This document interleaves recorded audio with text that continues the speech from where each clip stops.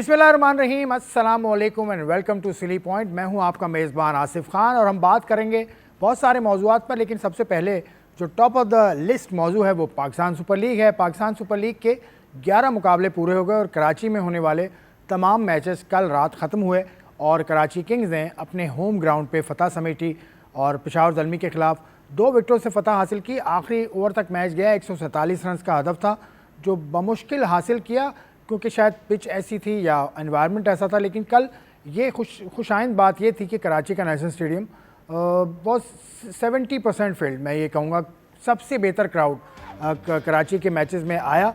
ये match summary आपके सामने, पेशावर ज़ल्मी 147 रन बना सकी और उसके जवाब में कराची किंग्स ने आखिरी ओवर में 148 रन बनाए, 2 विकेटें उनकी बाकी थीं। वार्नर बहुत अच्छा खेले, इसके अलावा खुर्शीद शाह की ऑलराउंड परफॉर्मेंस के बाइस वो मैच के बेहतरीन खिलाड़ी भी बने और खुर्शीद शाह की परफॉर्मेंस इस PSL में बड़ी नुमाया है। इससे पहले पाकिस्तान के साथ जब वो खेले थे उन पर बहुत ज़्यादा तनकीद हुई थी उनकी सिलेक्शन को लेकर, लेकिन वो ग्रेजुअली बेहतर से बेहतर होते जा रहे हैं। और भी प्लेयर्स हैं हमारे यंग जो इस इवेंट में खेल रहे हैं, लेकिन उनकी परफॉर्मेंस ऐसी सामने नहीं आई है। इसी मौजू से मैं प्रोग्राम का आगाज़ करूँगा। मेरे साथ शरीक गुफ्तगू हैं ताहिर खान साहब। पाकिस्तान डोमेस्टिक क्रिकेट में एक बहुत बड़ा नाम है, 103 फर्स्ट क्लास मैचेस और 326 फर्स्ट क्लास विकेट्स।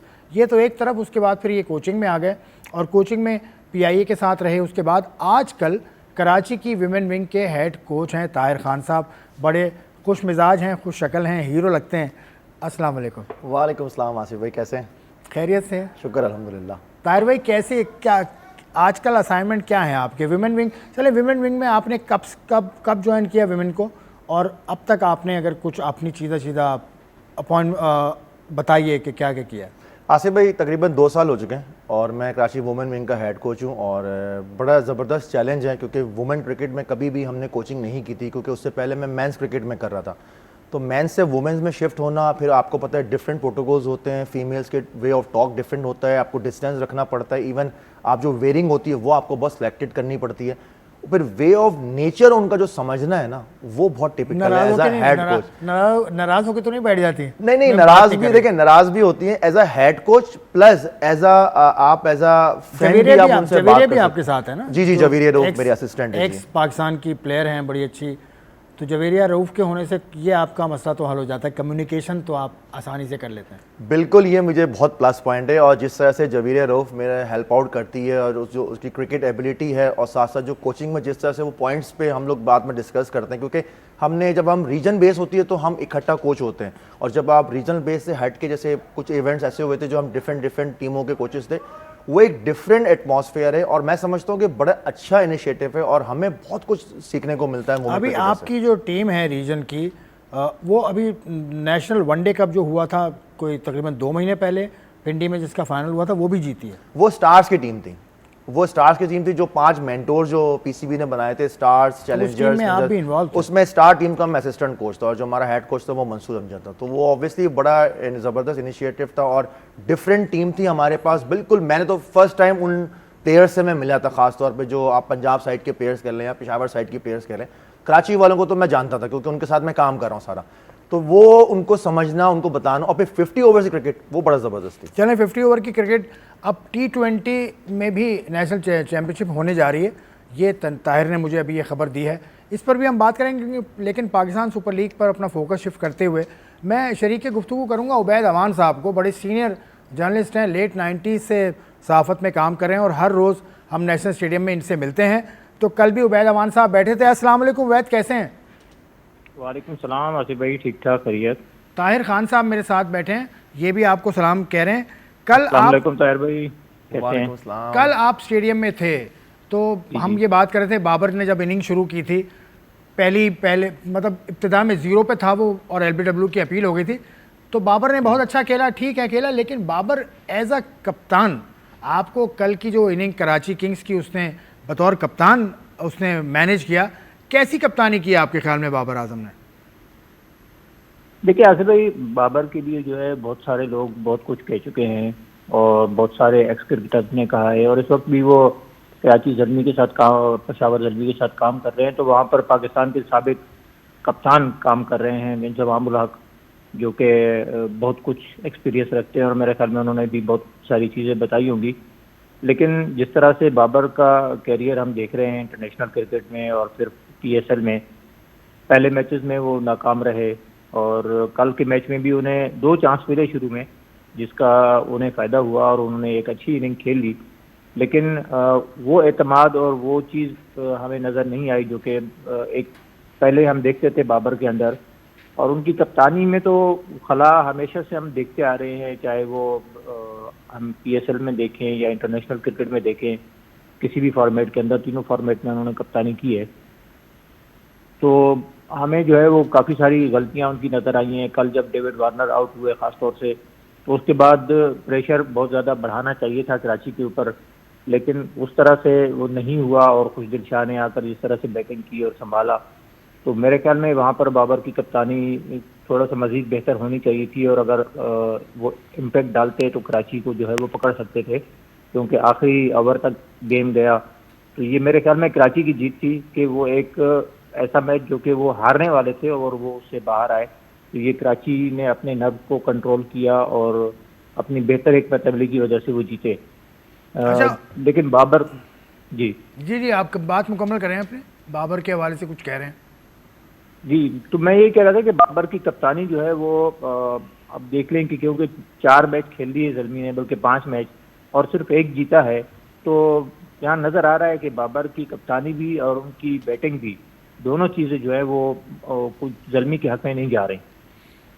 कह रहे हैं उबैद, ये बताइएगा कि अब ज़ल्मी की मुश्किलात में बड़ा इजाफा हो चुका है, लेकिन कल कराची में क्राउड की तादाद खासी बेहतर थी। तो कराची में क्राउड ना आने की आपके ख्याल में क्या वजह है और इसका क्या सद्देबाब करे Pakistan cricket board?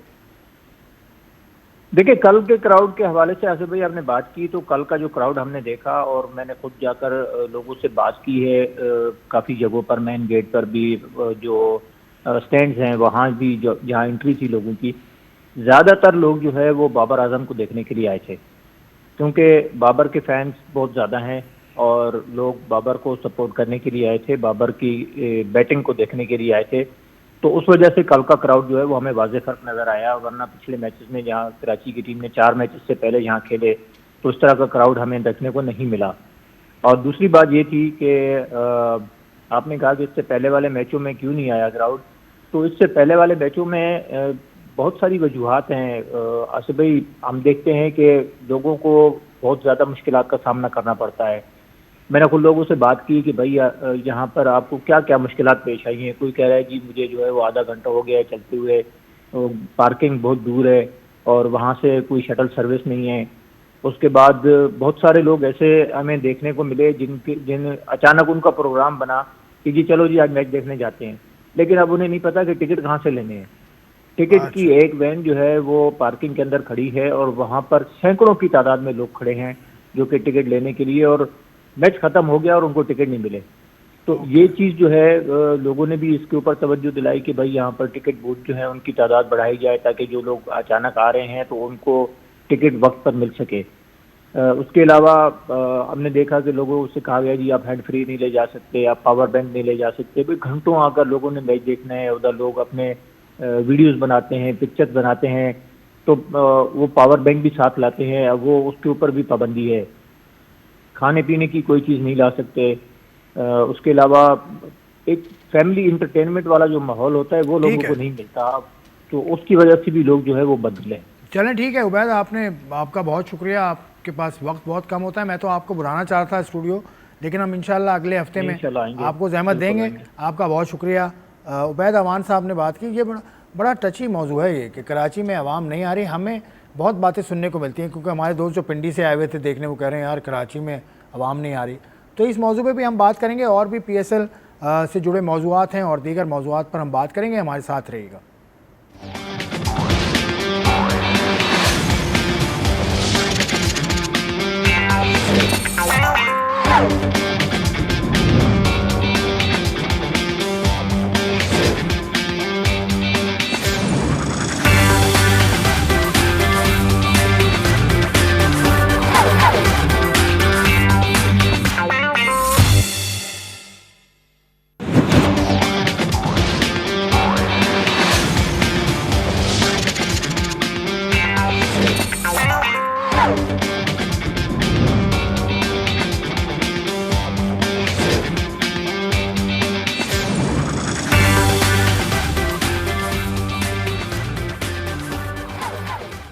Welcome back to 3 point. हम बात कर रहे हैं पाकिस्तान सुपर लीग के मुकाबले की, जो 11वां मैच था। कराची किंग्स ने जीता और पेशावर ज़ल्मी को हरा दिया। इसी अवस्था में मुझे एक हमारे दोस्त ने ज्वाइन किया जो कि बहुत ही एक्सपीरियंस के एतबार से काफ़ी ज़्यादा तजुर्बा रखते हैं और यंग लॉट में तो नहीं है अब, लेकिन यंगस्टर्स के लिए मशअले राह ज़रूर है। मैं इनको फॉलो करता हूँ, इनकी राइटिंग में पढ़ता हूँ, इनकी रिपोर्ट्स में देखता हूँ। एक बड़े टीवी चैनल के साथ डिप्टी स्पोर्ट्स एडिटर भी वाबस्ता हैं, फैज़ान लखानी साहब। अस्सलाम वालेकुम। वालेकुम सलाम। आप तारीफ़ें तो मुझे भी नहीं पता थी। नहीं, अभी तारीफ मैं कर रहा था। मैं जब कह रहा था तो उस वक्त मुझे जहन में आया कि 98-99 में आपने शुरू किया, तो आप अपनी फील्ड के शोएब मलिक हैं। लेकिन हम यंगस्टर्स के लिए रास्ता छोड़ने को तैयार रहेंगे। और खैर, बहुत बड़ी बात करेंगे। कल का मुकाबला आपने देखा तो पेशावर ज़ल्मी कहाँ आपके ख्याल में उनके हाथ से मैच गया? यार आई थिंक एक अच्छा मैच हुआ उसमें। बेसिकली कहीं कहीं बाबर की कप्तानी में सवाल उठा है। आखिरी ओवर बनता नहीं था वहाँ पे, थोड़ा सा अगर आखिरी ओवर अगर तजुर्बा हुसैन तलत का नहीं बनता था। अगर कोई तजुर्बाकार प्लेयर होता तो वो प्रॉब्ली वहाँ पे वो रन डिफेंड कर सकता था। क्रेडिट टू कराची किंग्स, उन्होंने अपने नर्व्स पे कंट्रोल रखा और एंड तक मैच में रहे अपने आप को। आमतौर पे पैनिक कर जाती है टीमें इस तरह जब, और ख़ास तौर पे जब हाई स्कोरिंग ज़्यादा मैच ना हो और उसमें जब ऊपर तले विकेटें गिरती हैं तो फिर टीमें जल्दी पैनिक करती है। But credit to Karachi Kings, वो बड़े कंपोज्ड रहे, उन्होंने पैनिक करने की बजाय मैच को अच्छे अंदाज में फिनिश किया और डीप ले जाके उन्होंने जिस सिचुएशन को, जिस मौके का इंतज़ार कर रहे थे, वो मौका उनको प्लेट में रख के दिया पेशावर ज़ल्मी ने, और फिर वहाँ से। अच्छा, IPL में फॉलो नहीं कर रहा इस सीज़न को, लेकिन वहाँ पर हाई स्कोरिंग गेम्स होते हैं। PSL में ये लो स्कोरिंग गेम, ये ऑस्ट्रेलियन पिचेस का इस्तेमाल, ये क्या आइडिया है? देखो, पहला मैच तो बड़ा अच्छा होता जिसमें 250 पे 250 चेज भी हो गए थे। आई थिंक लाहौर जाएगी अब लीग तो थोड़ा सा और फ़र्क पड़ेगा। बॉल अभी थोड़ा सा उस तरीके से नहीं आ रहा बैट पे, लेकिन बात यह है कि मैचेस हाई स्कोरिंग हो या लो स्कोरिंग हो, मैचेस नेल बैटिंग होने चाहिए। हाई स्कोरिंग, अब लाहौर ने भी बड़ा स्कोर कर दिया था बट वो कराची उसको चेज नहीं कर सका था, तो वो कलेप्स कर गई थी कराची की टीम। मैचेस नेल बैटिंग होने चाहिए, वो ज़्यादा मैटर करता है। 250 पे 250 बन जाए और 250 पहली इनिंग में बड़ी आसानी से बने और चेज भी बड़ी आसानी से, तो वो मैच भी क्रिकेटिंग वाइज मज़े का नहीं लगता। आप शायद फैंस को एंटरटेनमेंट बड़ी मिल जाएगी कि एक मैच में 20, 22, 30 छक्के लग गए, बट क्रिकेटिंग वाइज आप अगर 100 पे भी एक टीम आउट हो रही है और दूसरी 100 करने में स्ट्रगल कर रही है या अगली के 8 आउट हो गए, तो वो भी एक अच्छा नेल बैटिंग मैच है। तो आई थिंक कि नेल बैटिंग मैच होना, एक अच्छा कॉन्टेस्ट होना ज़्यादा ज़रूरी है, बजाय इसके कि हाई स्कोरिंग मैचेस के लिए हम ज़्यादा। तो the setup of PSL is better than IPL, this is what you are saying? I wouldn't say that, but PSL is not less than any top leagues of the world. PSL का अपना मयार है, अपनी competitiveness है, इसमें अपनी इसका एक मज़ा है, कंपटीशन लेवल है।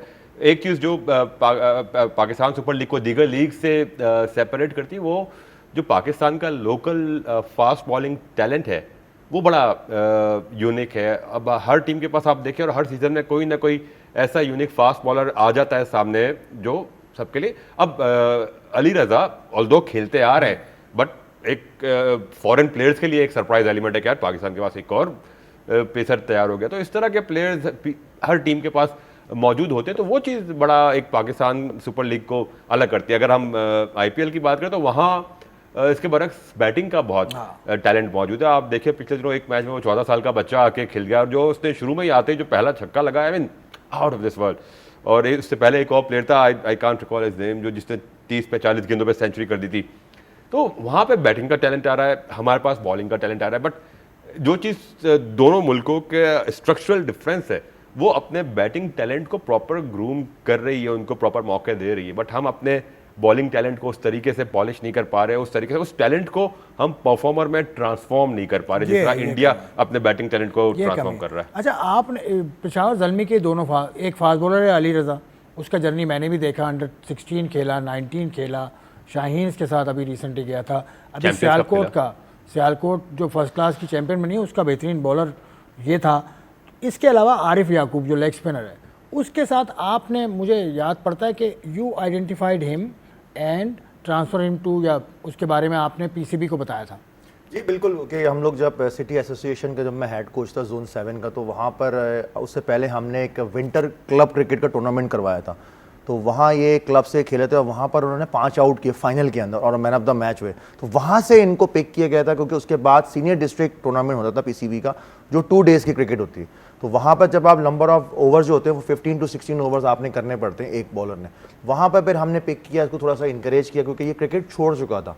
और फिर क्रिकेट से ये वापस आया, इसको लाया और वो प्लेटफॉर्म बेसिकली दिया। आरिफ याकूब एग्जैक्टली आरिफ याकूब की बात कर रहा हूँ। वो प्लेटफॉर्म उनको दिया और उन्होंने सेकेंड ही मैच में 10 आउट की और एक हैट्रिक की, विच इज़ मतलब मेरे लिए तो बहुत ज़बरदस्त एक हैप्पी मोमेंट था कि एक लड़का जो क्रिकेट छोड़ गया उसको वापस ला के आपने किया। वहाँ से फिर उसको जर्नी जो शुरू हुई है, फिर वो नेशनल T20 टूर्नामेंट खेला, वहाँ वो बेस्ट बॉलर बना, फिर वहाँ से फिर ये PSL और फिर अब आपके सामने आरिफ याकूब है। और अली रज़ा को आपने देखा था, उसका जर्नी आप फॉलो कर रहे हैं? अली रज़ा बिल्कुल अंडर 16 अंडर 19 के पूरा ये पाथवे से होता हुआ आ रहा है और जिससे अच्छी चीज़ जो है कि डे बाय डे ये लर्न कर रहा है। और सबसे अच्छी चीज़ कल जब मैं इसकी बॉलिंग देख रहा था, कॉन्फिडेंस उसके चेहरे पे नजर आ रहा था। ठीक है उसको मार भी लग रही थी लेकिन वो कॉन्फिडेंस उसको आ रहा था कि नहीं मैं करूंगा, मैं करके दे दूंगा। तो ये एलिमेंट अगर हमारे पास हर प्लेयर के पास आ जाए कि जी मैं कर सकता हूं और मैं करना चाहता हूं टीम के लिए, तो वो कहीं ना कहीं हमें फायदा देगा। एक अच्छी चीज़ जो कल मैंने नोट की थी फैजान, आप भी स्टेडियम में थे, जब मैच शुरू होने से पहले टॉस से भी आधा घंटा पहले जब वसीम अकरम और वकार यूनुस पिच पे चले गए थे तो पेशावर ज़ल्मी के कैंप की वो पिच पर थे और हर बॉलर उनके पास आ रहा था। तो अली रज़ा को मैंने देखा, वसीम अकरम से वो कोई बात कर रहे होंगे, यकीनन वसीम अकरम उसको टैप भी किया। तो ये कितना ज़रूरी है इन दोनों लेजेंड्स का वहाँ होना और इनसे फिर आप एक्सपेक्ट करें कुछ, ये आपकी जिम्मेदारी है। देखिए PSL का कमाल यही है कि इसमें बिल्कुल एक रॉ टैलेंट को, एक बिल्कुल ग्रास रूट से आने वाले इमर्जिंग प्लेयर को मौका मिलता है कि वो वसीम अकरम जैसे कमेंटेटर जो कमेंट्री रूम में है, कमेंट्री बॉक्स में, उनसे भी टिप्स लें, या ड्रेसिंग रूम में कोई बड़ा प्लेयर मौजूद है उसके साथ ड्रेसिंग रूम शेयर करें, उससे सीखें, या अपोनेंट टीम में कोई बड़ा प्लेयर मौजूद है तो उससे उसके अगेंस्ट कम्पीट करके अपने आप को एलिवेट करें। तो लीग्स की, फ्रेंचाइज क्रिकेट की यही ब्यूटी और PSL की यही खास बात है और यही वजह है कि बहुत सारे प्लेयर्स ये कहते हैं कि ऑल्दो जितना भी PSL के थ्रू जो टैलेंट हमें लाइमलाइट पर नजर आया वो वही लड़के हैं जो डोमेस्टिक में परफॉर्म करते आ रहे हैं। हम अक्सर कहते हैं कि शादाब या हसन अली ये सारी PSL की प्रोडक्ट्स है। ठीक है PSL से ग्रूम हुए, पॉलिश हुए, लाइमलाइट में आए, बट इनके पीछे 2-3-4 साल का एक डोमेस्टिक का भी एक तजुर्बा मौजूद था। वो डोमेस्टिक में परफॉर्म कर रहे थे, उसके बाद ही टीम्स ने, फ्रेंचाइजेस ने उनको एज एमर्जिंग प्लेयर लिया। तो जब ये PSL खेल गए तो उन प्लेयर्स के लिए जो अपने आप को डोमेस्टिक प्लेयर से इंटरनेशनल क्रिकेट ट्रांसफॉर्म करना था, वो ट्रांजिशन बड़ी स्मूथ हुई, उनको वो प्रेशर एब्जॉर्ब करने का बेहतर अंदाज़ मौका अब मिल गया। आपने इब्तिदा में कहा था कि पाकिस्तान क्रिकेट बोर्ड टैलेंट्स को प्रिजर्व नहीं कर पाता, उनको ग्रूम नहीं कर पाता। IPL में ऐसा इसके बरक्स होता है। अब पाकिस्तान दो लीग्स की बात नहीं है, दो लीग्स की इंडियन सेटअप की बात है, सेट पूरे क्रिकेट बोर्ड के सेटअप की बात है। पाकिस्तान क्रिकेट बोर्ड कहाँ मिसिंग कर रहा है, कहाँ कौन सा लिंक मिस है यार? आई थिंक जो मुझे लगता है कि हम ए टीम जिसको हम पाकिस्तान शाहीन्स कहते हैं वो, या एज ग्रुप के हम टूर्स क्रिकेट बहुत कम कराते हैं एज कम्पेयर टू इंडिया या अदर नेशंस। उनके होते हैं टूर्स, होते रहते हैं, रेगुलर ए टीम टूर्स करती है और ए टीम अगर टूर्स करती भी तो वो कम्पिटिटिव क्रिकेट खेलती है, वो जाके क्लब्स के साथ शॉर्टर फॉर्मेट नहीं खेल रहे होते। डार्विन गई थी अभी पाकिस्तान की शाहीन, और उसी टाइम पे इंडिया एक खेल रही थी ऑस्ट्रेलिया के साथ, बांग्लादेश से खेलने हम डार्विन गए, हम बांग्लादेश से डार्विन में खेल रहे हैं और फिर उसके बाद हम बिग बैश की टीम से खेल रहे हैं। ठीक है, एक कंडीशन समझने का मौका मिला, बट कम्पिटिटिव जो लेवल होता है वो भी तो आपको एलिवेट करना है ना। अगर आप जो देखो, आज जो पाकिस्तान शाहीन्स के लड़के, कल को उन्होंने ही पाकिस्तान के लिए टेस्ट खेलनी है, तो आज जो इंडिया ए, जो ऑस्ट्रेलिया ए जो लड़के खेल रहे होंगे, या इंग्लैंड लायंस जो लड़के खेल रहे होंगे, उनको 4 साल बाद अपने अपने कंट्रीज से टेस्ट खेलिए। तो अगर आज वो आपस में मुकाबला करेंगे तो जब by the time they become test cricketers तो वो एक दूसरे को फेस करने के लिए मेंटली प्रिपेयर्ड होंगे। तो ये चीज़ हम मिसिंग करें कि हम शाहीन के टूर्स पे तो कोई तवज्जो ही नहीं है, शाहीन के टूर पे तवज्जो नहीं है। साल के कम से कम आसिफ आई बिलीव के 2 टूर्स साउथ अफ्रीका ऑस्ट्रेलिया के होने चाहिए competitive। वो जो कंट्रीज हैं जो मेजर हैं वहाँ पे होने चाहिए। और आखिरी टूर्स कब हुए थे? लायंस का तो मुझे याद है, इंग्लैंड का जो टूर किया था वो 2010 में था, और ऑस्ट्रेलिया भी पाकिस्तान की शाहीन टीम या ए टीम बहुत अरसा हो गया, इसको भी 2015-16 की बात है, तब गई थी। खैर ये मौजू, ये असल में ये पाथवे है, पाथवे में अगर आपके कोई हिकअप होगा तो फिर वो आपको प्रोडक्ट बनाने में मुश्किल करेगा। इस हवाले से और बात करेंगे, मज़ीद मौजूआत हैं हमारे पास इस ब्रेक के बाद।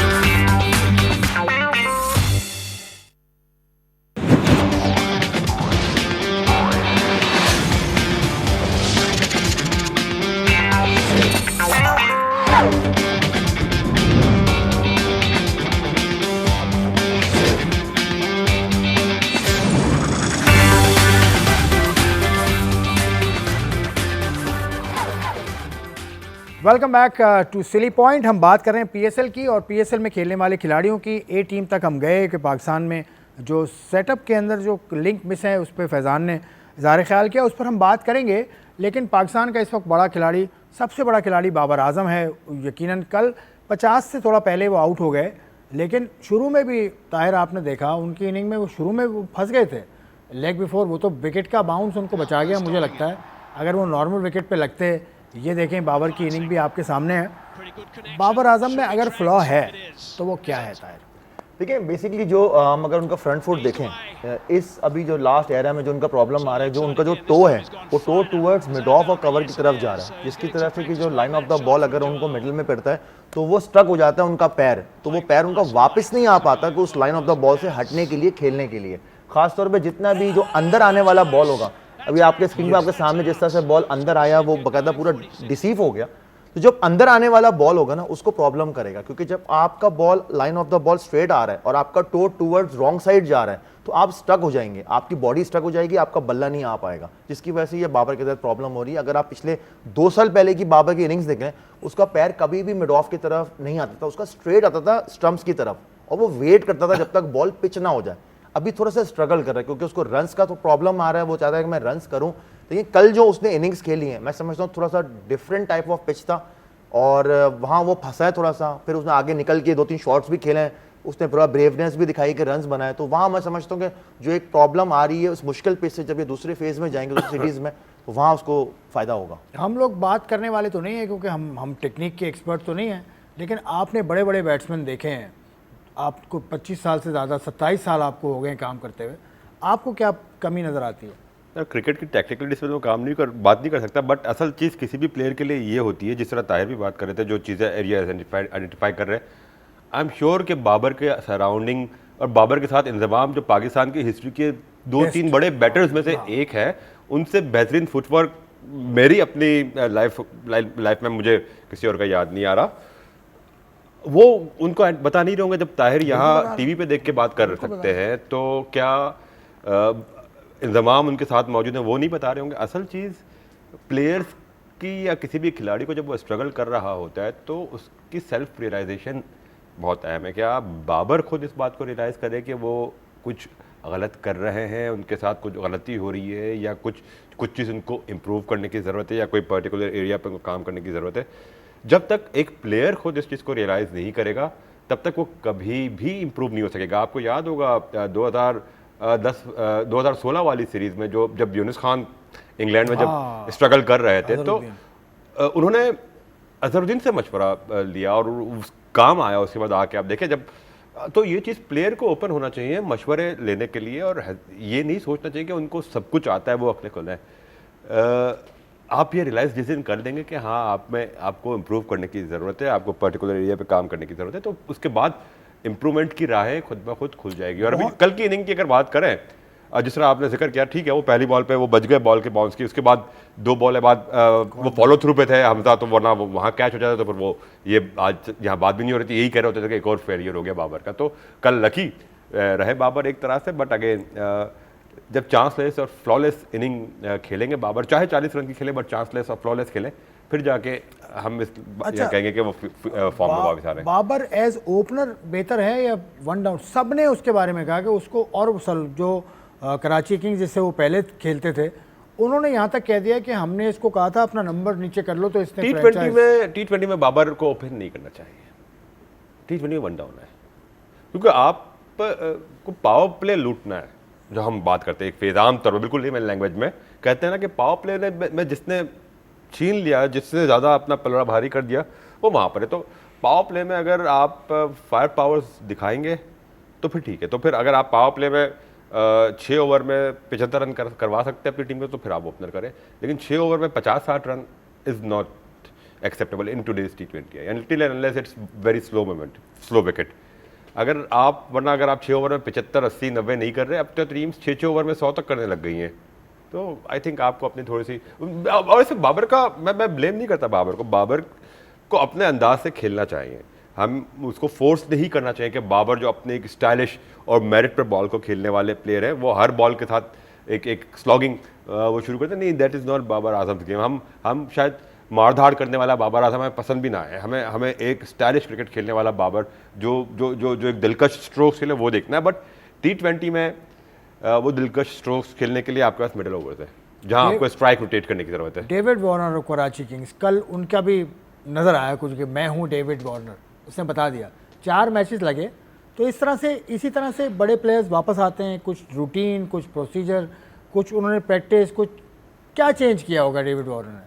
आसिफ भाई बेसिकली जो, क्योंकि वो काफ़ी टाइम बाद इस सरफेसेस पे आके खेला है, जो पिचेस जिसकी हम बात करते हैं, तो वो अपने जो अगर आप उनकी प्रैक्टिस सेशंस पे बात करें तो कहीं पर उन्होंने ये भी बता दिया कि ग्रीन पिच क्यों है हमारे प्रैक्टिस सेशंस में, पहले हमें जी फ्लैट पिच चाहिए। वो अपने उस प्रोटोकॉल को, जो उनका जो सिस्टम है, जिस क्राइटेरिया से, जिस सिस्टम से वो आ रहे हैं, उसको उन चीज़ पे बिल्डअप किया गया है कि जी कि आपने किस तरह से अपने आप को प्रोफेशनलिज्म बनाना है, अपने आप की परफॉर्मेंस देनी है।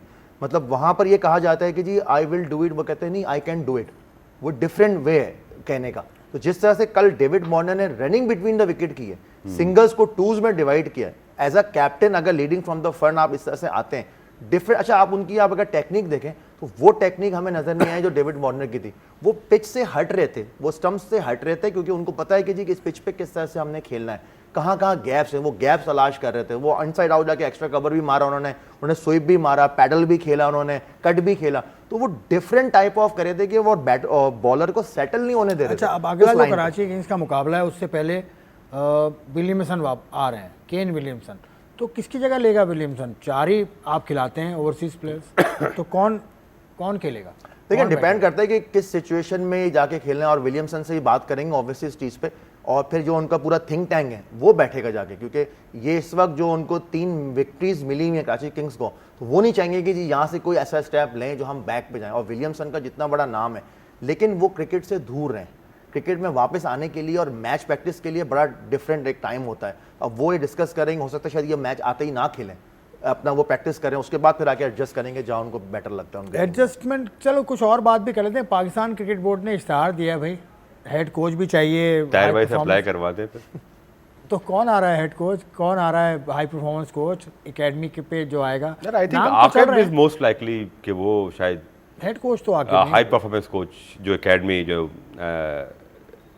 थी, मतलब हाई परफॉर्मेंस का जो डायरेक्टर है एकेडमी के जो हेड होंगे वो मोस्ट लाइकली आकिब जावेद होंगे। और आकिब जावेद का एरिया ऑफ एक्सपर्टी भी वही है, वो प्लेयर्स टैलेंट करके उनको ग्रूम करने में, उनको तैयार करने में एक महारत रखते हैं। जिस तरह हारिस रऊफ की एक मिसाल है हमारे पास, वो प्रॉब्ली टीम मैनेजमेंट एक टोटली डिफरेंट थिंग है। जो चीज़ आई थिंक जितना मैं आकिब जावेद को जानता हूँ, वो इस काम से ज़्यादा लगाव रखते हैं, प्लेयर डेवलपमेंट वाला जो उनका एक जो उनकी पहचान ही बना।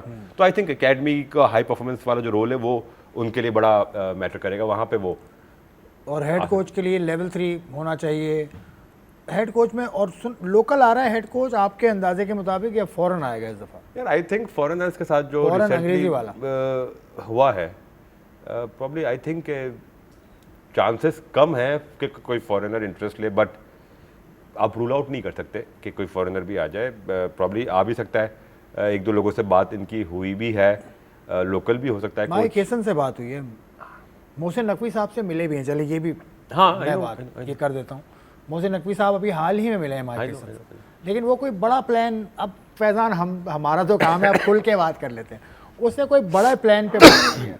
यार देखो, बात यह है कि जो सिर्फ ये वाला मसला नहीं है, हमने इससे पहले मिकी आर्थर के साथ क्या ट्रीटमेंट की, हमने ब्रैडबर्न के साथ हमने किस तरह ट्रीट किया, जैसन गिलिस्पी, गैरी कस्टन, ये सारे अनसेरेमनियल अंदाज में एग्जिट्स हुए हैं। आपको अगर कंटिन्यू नहीं भी कराना था इनसे, तो एक खुश असलूबी के साथ मामले अगर हल होते और इस मामले का मंतकी अंजाम होता तो फिर वो एक अलहदा चीज़ होती। ये जो अनसेरेमनियल अंदाज में इन कोचेस के एग्जिट हुए ना, उसने बड़ा डैमेज किया है पाकिस्तान को, और शायद कोई बड़ा नाम कुछ अरसे आने में हिचकिचाएगा। बट क्योंकि हाँ, माइक हैसन की आपने बात की, वो पाकिस्तान के कल्चर से काफ़ी हद तक वाकिफ़ हो चुके हैं, तो और वो प्लेयर्स को भी बड़े अच्छे समझते हैं, तो शायद वो आ जाए, not for a long term contract, may be for a shorter period, साल भर के लिए वो आजमाने की कोशिश करते हैं। क्योंकि अभी PSL में वो मौजूद हैं और इस्लामाबाद यूनाइटेड के वो डायरेक्टर हैं, लेकिन वो पिछली बार भी जब ये गिलिस्पी और कस्टन से पहले भी एक बार ये डिस्कशन हुई थी कि माइक हैसन को भी ले आते हैं, लेकिन वो भी ऑनलाइन कुछ सिलसिले में हैं इन्वॉल्व IPL के साथ, तो वो काम कर रहे लेकिन हैं। जब फुल टाइम उनका एक रोल हो जाएगा तो फिर, और by the time Pakistan cricket board finalize करेगा कोई कोच, तो उस वक्त तक उनकी आईपीएल की जिम्मेदारियां भी पूरी हो चुकी होगी, वो लीग खत्म हो चुकी होगी, मतलब वो सीजन पूरा हो चुका होगा। लेवल 3 कोचिंग कोर्स कर लो यार, आप भी अप्लाई कर दो। नहीं, अभी मैंने किया हुआ है, क्योंकि लेवल 3 जब होगा तो ऑब्वियसली, अभी तो लेवल 2 कोच हूँ मैं, और किया हुआ है कि वो आईसीसी बेसिकली एफिलिएटेड होता है और डिपेंड्स ऑन देयर ट्यूटर्स कि जब उनकी इतना availability सीरियस होती होने है। की जरूरत नहीं यार, मैंने नहीं करेंगे इंशाल्लाह, लेवल 3 इज इंपॉर्टेंट थिंग, आप क्योंकि तो वो ये स्पेशलाइजेशन होती है। विमेन टीम ने जितना अच्छा किया है, तो आपकी यहाँ कराची से भी फातिमा सना है और भी लड़कियाँ कराची की हैं उसमें, मेरे ख्याल है वो विकेट कीपर जो है वो भी कराची की मुनीबा है, हाँ, नजिया मुनीबा है, और बिल्कुल। अरूब है, तो आप और रामीन शमीम है, कोर- बहुत रामीन सारी। शमीम है। कोर टीम बन गई है पाकिस्तान की विमेन टीम, मतलब कोर टीम तो सेटल है अब। जी। एक्सपीरियंस लड़कियां हैं, कुछ बहुत ज़्यादा एक्सपीरियंस है, कुछ के अच्छे खासे मैचेस हो गए, तो अब आपको उम्मीद है पाकिस्तान की विमेन टीम से। देखिए जिस तरह से उन्होंने आउटराइटली इस वक्त 5 आउट ऑफ 5 विंस किए हैं, और जो इनकी मेहनत है ना बैक ऑफ द डोर, अगर आप इनकी बात करें, यहाँ तो हमें नज़र आ रहा है कि जी 5 विक्ट्रीज उनको मिली, लेकिन जिस तरह से इन्होंने मेहनत की है, इवन रमज़ान में हमने कैंप्स लगाए हुए थे इनको, रमज़ान में आके इन्होंने ट्रेनिंगें की हैं, स्किल वर्क्स किया है, फील्डिंग किया है,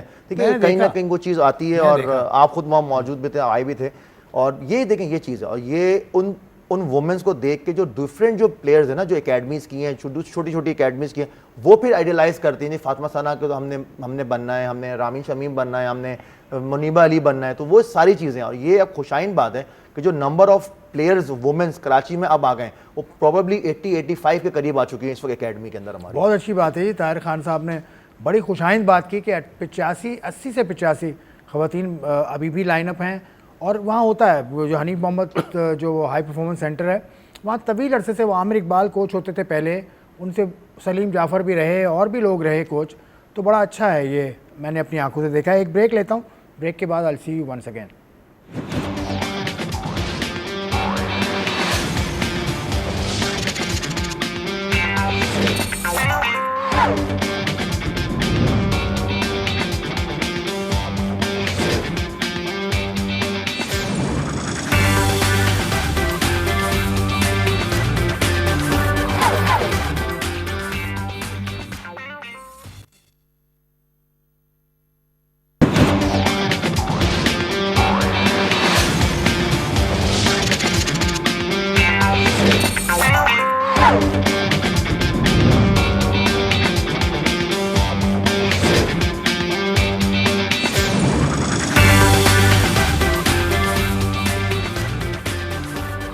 मतलब हम ब्रेक पे जाते हैं ना, तो ब्रेक पे बातें जो शुरू हो जाती हैं, ताहिर खान और फैज़ान लखानी लगे हुए हैं फिटनेस फिटनेस फिटनेस, वो कहते हैं सर्वाइवल फॉर द फिटेस्ट। तो फैज़ान लखानी से पूछ ही लेता हूँ मैं, ये रोज़ाना भागते हैं, कोई 20 किलोमीटर भागते हो रोज़ाना? 20 किलोमीटर तो नहीं, रोजाना 6 से 8 किलोमीटर भागता हूँ क्यों भाग रहे हो भाई, यार। एक बस किससे भाग रहे हो? शौक पाल लिया है मैराथन रनिंग का और लॉन्ग डिस्टेंस रनिंग का, इट्स फन, मज़ा आता है जब आप अपने, ये एक सेंस ऑफ अचीवमेंट।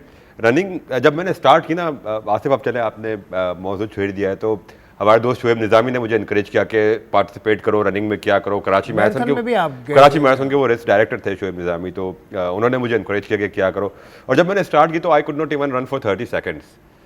और अब आज अल्हम्दुलिल्लाह मैं ट्रेनिंग करते हुए, और मैंने अपना लाइफस्टाइल सिर्फ एक तब्दीली लाया हूँ, वो ये कि मैं खाना वक्त पे खाना स्टार्ट कर दिया, पहले रात गए तक खाते रहता था, वो बस मैंने एक तब्दीली की है। बट आज मैं अल्हम्दुलिल्लाह 20 से 25 किलोमीटर मैं दौड़ सकता हूँ विदाउट एनी प्रॉब्लम, तो अल्लाह का शुक्र है। और ये एक शौक है, कराची मैराथन में हाफ मैराथन भी की थी। तो अब आगे असाइनमेंट कोई आ रहा है इस हवाले से यार अब कॉम्पिटिशन आ रहा है कोई? एक हाफ मैराथन मैंने करनी है, मई में है, जिसको 1 रन का नाम दिया जाता है, वो दुनिया के बहुत सारे ममालिक में एक साथ होती है, उसमें मैंने हिस्सा लेना है। और फिर उसके बाद कोशिश, टारगेट मेरा है और कोशिश ये है, अपने आप की तैयारी कर रहा हूँ कि नवंबर में जो इस्तांबुल मैराथन है, जो इंटरनेशनल मैराथन है, जहाँ से तकरीबन हर जो हमारे जैसे रनर्स होते हैं जो अपने और कैरियर को आगे लेके जाना चाहते हैं, जो मेजर्स करना चाहते हैं, तो उनके कैरियर की शुरुआत, जो इंटरनेशनल कैरियर की शुरुआत होती है, वो इस्तांबुल मैराथन से होती है। तो कोशिश है, ट्रेनिंग में पूरी कर रहा हूँ, उम्मीद है कि कुछ फाइनेंसेस कवर करने के लिए स्पॉन्सर्स भी जल्द हो जाएंगे, तो बस उसके बाद फिर इस्तांबुल हम मैराथन। आपको दूसरे रोल में भी बुलाएंगे ना फिर, एज एन एथलीट, हाँ, बड़ी खुशी नहीं होती है मुझसे, देख के भाई। मैं तो अभी बिगिनर हूँ, बट हमारे पाकिस्तान में और कराची से बहुत ज़्यादा एथलीट्स हैं। अभी रिसेंटली कल ही बॉस्टन मैराथन हुई है, जिसमें पाकिस्तान कराची के जो मेरे इनफैक्ट कोच भी है फैसल शफी, उनके साथ दानिश इलाही, उन दोनों ने वर्ल्ड रिकॉर्ड बनाया है शलवार कमीज कौमी ड्रेस पहनकर फास्टेस्ट मैराथन, तकरीबन उन्होंने 3 घंटे 26 मिनट में fastest marathon wearing a shalwar kameez की। और पाकिस्तान के कोई 6 रनर्स, जिसमें पाकिस्तानी लोग भी थे और जिसमें कराची के हमारे अदनान गांधी वो भी शामिल थे, हिरा दीवान एक पाकिस्तानी रनर थे, वो भी शामिल थी, दानिश इलाही, इन्होंने 6 स्टार मेजर्स का टाइटल मुकम्मल करा। 6 स्टार दुनिया की 6 मेजर जो मैराथन होती है वो करने पे वो मेडल मिलते। तो हमारे 18 में से 6 ने 6 स्टार भी फिनिश किया, और जो 18 रनर्स कल बॉस्टन मैराथन में थे उसमें से 13 रनर्स ऐसे थे जिन्होंने 4 घंटे से कम वक्त में 41.2 किलोमीटर। भाई आपकी बातें सुन के मुझे पसीना आ रहा है। टायर छोड़ो नहीं, यार। बट ये पसीना जब देखिए, मैं एक चीज आपको बताऊं आसिफ, सक्सेस का मजा उसी वक्त है जब आप पेन लें, और पेन के बगैर No pain, सक्सेस no नहीं gain. मिलती। नो नहीं, मतलब No वो pain, जो no gain. जब आप उस पेन से गुजर के वो फिनिश लाइन क्रॉस करते हैं ना, तो उसका जॉय ही अलग होता मैं है। भी एक कंपटीशन की तैयारी कर रहा हूँ, बताऊंगा आपको। आप चलें, फिटनेस की तो बात हो गई, मैचेस की बात हो गई, मैचेस देखने वालों की बात आप करते हैं। कल आखिरी मुकाबला था कराची में, जो मैंने जिससे प्रोग्राम का आगाज़ किया था उबैद की राय लेकर। कराची में क्राउड आहिस्ता आहिस्ता कम हो गया है आना, वरना हमने इंडिया पाकिस्तान की जो सीरीज़ हुई थी 2004 जो वाली, नेशनल T20 का आगाज हुआ था, छतों पे लोग बैठे छतों पे लोग बैठे, हमने आंखों से देखा है। अब क्यों नहीं आते भाई? देखिए, बात ये है कि अब क्यों नहीं आते वो तो वो ज़्यादा अच्छी तरीके से बता सकते हैं जब आप उनसे पूछेंगे। लेकिन एज अ नहीं, पूछा। प्लेयर मैं तो T20 की बात करूँ, जिसका भी ये जिक्र कर रहे थे छतों पे, उस T20 की टीम के हम मेंबर थे, कराची डॉल्फिन की टीम के, और हम विटनेस थे जिस तरह से छतों पे लोग खड़े हुए थे और अपने स्टार्स को देख रहे थे। देखिए, एक चीज़ होती है, एक जो हम समझते हैं कि आम प्रॉब्लम जो आम बंदा फेस करता है वो शायद हमें नहीं पता। वो जब हम उससे कंसर्न करते हैं, जैसे उबैद भाई जिस तरह बात कर रहे थे कि टिकट का उन्होंने प्रॉब्लम शेयर किया कि जी, और फिर वो पार्किंग का सबसे बड़ा। देखिए, जब आप अगर मैं भी देखने जाऊँगा तो मेरी कोशिश भी होगी कि मैं पार्किंग करीब से करीब करूँ और वहाँ से अपनी फैमिलीज़ को लेकर ट्रैवल करके वहाँ मैच देखने के लिए जाएँ। तो अगर मुझे नहीं मिलेगी तो शायद मैं 1-2 दफ़ा जाऊँगा, तीसरी दफ़ा मेरी फैमिली बोल देगी जी हमने नहीं जाना। तो ये कंसर्न हैं, थोड़े बहुत हैं इस चीज़ पर। VIP स्टैंड को छोड़ के वहाँ रश था, वहाँ खाना भी मिल रहा था, रोक टोक सब नहीं कुछ होती ना, वीआईपीज को रोक आप टोक नहीं बताइए होती। जी क्या वजह है? आसिफ, वीआईपी को रोक टोक नहीं होती है। असल में मसला ये है, और मैं बड़ी संजीदगी से ये बात कर रहा हूँ, बिल्कुल। जो हमारे जिन लोगों का काम आवाम को सहूलत देना है ना, जो जिन इदारों का, और वो अनफॉर्चुनेटली उनको सहूलत देने की बजाय उनको परेशान करते हैं। यहाँ से नहीं, वहाँ से जाओ, ये ना लेके जाओ, वो ना लेके जाओ। अब आप मदर्स को बच्चों का फीडर तक ले जाना नहीं दे रहे, ये गैर इंसानी सलूक है यार। अब ऐसा करेंगे तो फिर कौन आएगा मैचेस देखने? लोगों को एयरपोर्ट्स, जो कान में हम ब्लूटूथ डिवाइस जो होती है वो नहीं ले जाने दे रहे, पावर बैंक्स ले जाने नहीं दे रहे। अब आजकल के स्मार्टफोन्स की बैटरीज 3-4 घंटे में डाई डाउन हो जाती है। हर किसी के हाथ में आजकल पावर बैंक होता है, आप वो नहीं ले जाने दे रहे। आप अपना पानी की बोतलें नहीं ले जाने दे रहे। दुनिया भर में क्रिकेट के मैचेस एक फेस्टिवल इवेंट होता है, एक फन इवेंट होता है, लोग उसको पिकनिक की तरह जाते हैं, अपने पूरी फैमिलीज जाती है। यहाँ क्या है, आप कोई एक्टिविटी कुछ नहीं प्रोवाइड करे, सहूलत नहीं दे रहे। जब तक आप ग्राउंड में आने वाले तमाशाइयों को फैंस और इंसान नहीं समझेंगे, सिर्फ वीआईपी की इज्जत होगी और आम फैन की इज्जत नहीं होगी, तब तक ये तो ये कराची किंग्स की भी जिम्मेदारी है, और लाहौर में लाहौर कलंदर्स की जिम्मेदारी है। नहीं, देख, आप तो पीएसएल की बात ना करें ना यार। चैंपियंस ट्रॉफी में भी इतना क्राउड नहीं था, उसमें कराची किंग्स से लाहौर कलंदर्स का क्या कसूर था? लेकिन इस PSL के हवाले, कल मेरी सलमान नसीर साहब से मुलाकात हुई, वो भी थोड़ा सा डिसअपॉइंटेड थे कि यार कराची में डिसअपॉइंटेड है। बट देखिए, फैक्ट ये है कि हम फैंस को अट्रैक्ट नहीं कर रहे, हम फैंस को बदजन कर रहे हैं। क्या ऐसा करे पाकिस्तान क्रिकेट बोर्ड? यार पाकिस्तान क्रिकेट बोर्ड जो भी कर ले, जिन लोगों की जिम्मेदारी इन दरवाजों पे होती ना फैंस को चेक करने की या टिकट चेक करने की, जब तक वो अपने रवैये दुरुस्त नहीं करेंगे ना, जब तक वो इंसान नहीं बनेंगे ना, तब तक चीजें सही। और पार्किंग की जो इन्होंने बात की, पार्किंग नेशनल स्टेडियम में आप ठीक है, आपने पार्किंग बाहर कर दी, इधर उधर कर दी, ठीक है, दुनिया में भी दूर पार्किंग होती है, आप शटल्स दे दें, शटल चलाने में कोई हर्ज नहीं है।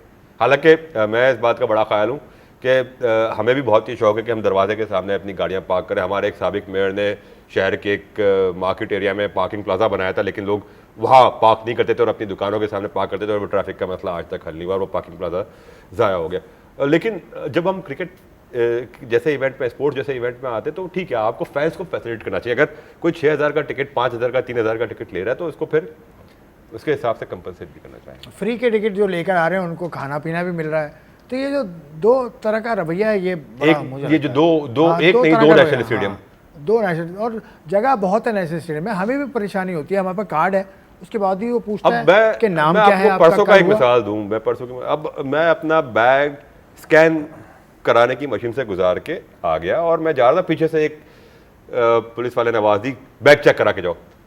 मैंने कहा यार अभी तो स्कैन कराया नहीं है, मैं भी चेक करूंगा।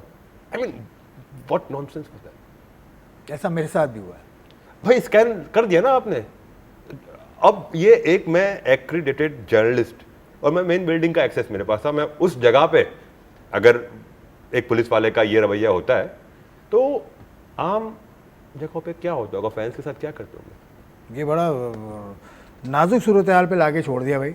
अब मैं इस मौजू से पलट जाता हूँ, तो बस थोड़ा सा वक्त रह गया है, इनको भी शामिल करता हूँ। इनका जो एक्सपर्टी है इस वक्त वो वुमेन क्रिकेट आप देख रहे हैं, बाकी आपकी एक्सपर्टीज़ आपने बताई नहीं, आपने हमारे साथ राय भी शेयर की।